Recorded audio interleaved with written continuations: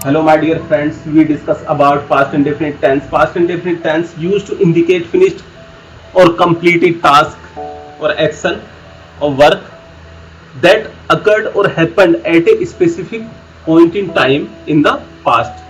Clear? ये sentence वहां use होता है जहां पे पास्ट में वर्क हमारा कंप्लीट हो गया हो और उस पे स्पेसिफिक टाइम यानी टाइम का भी रेफरेंस हो, एक स्पेसिफिक टाइम में हमारा वो काम पूरा हो गया हो। ओके, तो अरे हिंदी को कैसे पहचाने? अगर हिंदी का कोई वाक्य आता है, कोई सेंटेंस आता है, तो हिंदी में लास्ट में वो एंड होगा ता था, ती थी, ते थे, या, ये, आ, ई, ए एक्सेट्रा, इस टाइप से। अब फर्स्ट एग्जांपल देखते हैं। जैसे अफर्मेटिव कैसे बनेगा? सब्जेक्ट प्लस वर्ब की second form, object and adverb of time. Okay, first example देखते हैं हम। मैं आधी रात को घर पहुंचा, I reached home at midnight. Okay, अब इसमें पहचान होगी हमारी, ये आ पर खत्म है, पहुंचा, और ये रिसेंटली अभी कार्य पूरा हो गया है, हमारा वर्क कंप्लीटेड है, एक्शन कंप्लीटेड है और टास्क कंप्लीटेड है, जो भी है। ओके, तो I reached home at midnight. Clear? Now negative देखेंगे, सब्जेक्ट प्लस डिड नॉट। अब यहां ये देखना है, अफर्मेटिव में हमारा कुछ भी यूज नहीं होगा, second only second form. Okay, लेकिन इन नेगेटिव डिड का यूज होगा, हेल्पिंग वर्ब डिड होगी और वर्ब की फर्स्ट फॉर्म यूज होगी। ओके, ये ध्यान रखना है, वर्ब की फर्स्ट फॉर्म डिड ऐड हो जाएगा नेगेटिव में। तो एग्जाम्पल देखते हैं।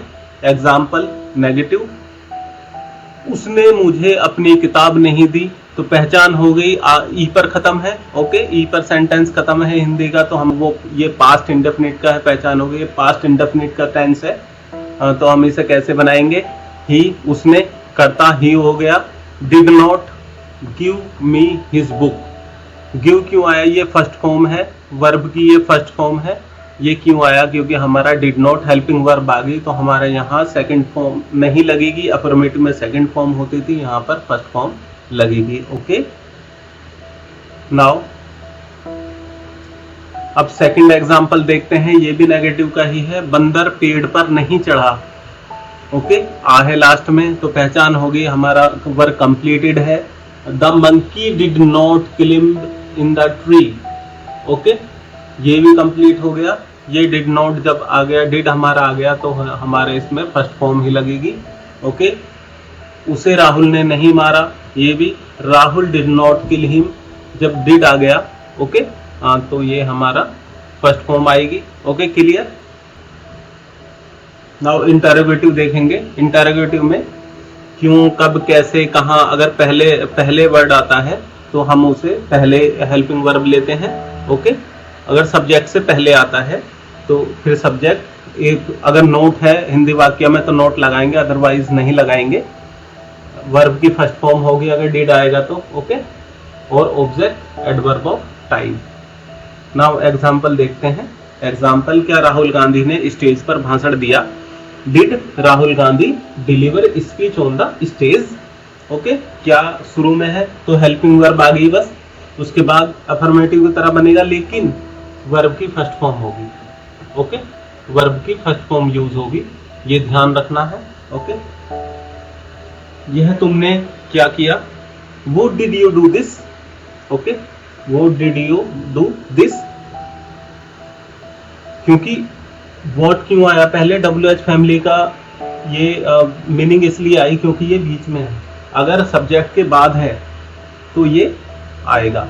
ओके, फिर इंटरोगेटिव, लाइक जैसे मैंने लिखा WH वर्ड पहले लिखा जाएगा, फिर डिड, सब्जेक्ट, नोट, अब वर्ब की फर्स्ट फॉर्म आएगी, object adverb of time if given.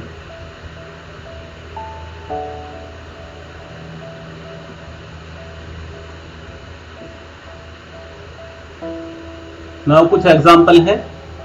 Manha ने मिरहा को ईमेल भेजा। Manha sent an email to Mirha. उन्होंने तरह तरह की किताब पढ़ी। He read various kinds of books. मैंने अलग अलग किरदारों पर कहानियां लिखी। He wrote stories on different character. वे पिछले साल इसी बाजार में खरीदारी के लिए आए थे। They came here for shopping in this market last year. तो ऐसे ही पास्ट इंडेफिनिट का सबसे ज्यादा यूज होता है। और आप आई थिंक आप अगर ये फॉर्मूलेज याद रख लेंगे, अगर ये आप समझ लेंगे कि इसकी पहचान क्या है, रिकॉग्नाइजेशन कैसे करते हैं, और ये अफर्मेटिव कैसे बनेगा, नेगेटिव कैसे बनेगा, हेल्पिंग वर्ब क्या यूज होगी, कहाँ सेकंड फॉर्म लगेगी, कहाँ फर्स्ट फॉर्म लगेगी, इंटरोगेटिव कैसे बनेगा, और WH फैमिली वाले वर्ड्स हैं उनके लिए कैसे इंटरोगेटिव बनेगा, तो हमें ये देखना है और बस कंप्लीट।